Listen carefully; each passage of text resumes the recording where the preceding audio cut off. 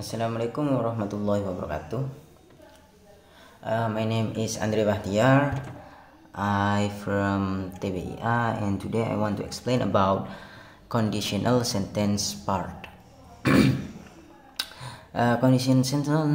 Conditional sentence, kalimat yang menyatakan suatu kondisi dan akibat yang mungkin terjadi jika kondisi tersebut terpenuhi, biasanya terdiri dari dua bagian, yaitu if clause, clause kondisi, dan main clause, clause utama. Ada tempat jenis conditional sentence yang umum, yaitu zero, first, second conditional, and the third conditional.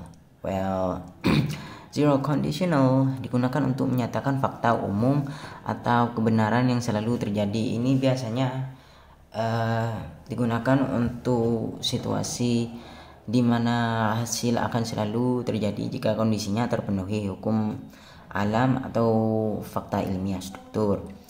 If plus present simple. Contoh, if you hit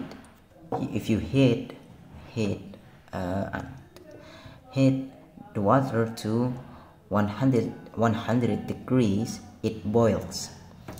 And if I feel tired, I go to the bed. Ciri khas, menyatakan fakta umum, tidak ada keraguan tentang hasil yang akan terjadi.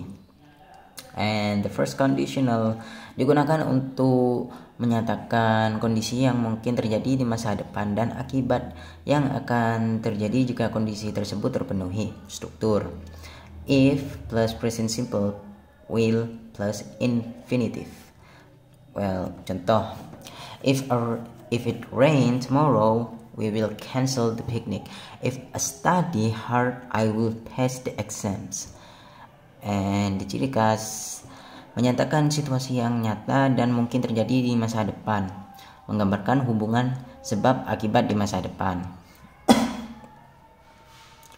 Second conditional digunakan untuk menyatakan kondisi yang tidak mungkin terjadi atau sangat tidak mungkin terjadi di masa sekarang atau masa depan.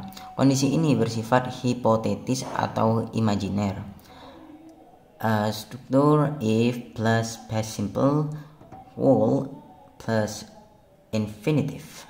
Contoh, if I were a millionaire, I will travel the world. And if he study harder, he will get better grades. Great. And ciri khas, menggambarkan situasi yang tidak nyata atau mungkin terjadi sekarang atau di masa depan. And menunjukkan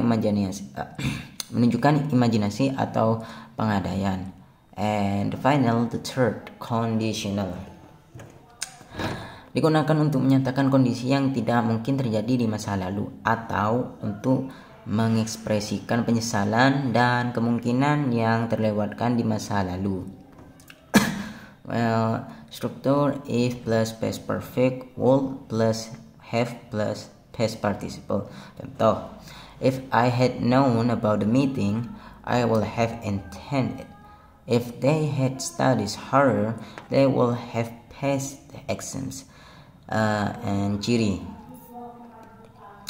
menggambarkan situasi yang tidak mungkin diubah karena terjadi di masa lalu. Second, sering kali digunakan untuk menyatakan penyesalan atau spekulasi tentang apa yang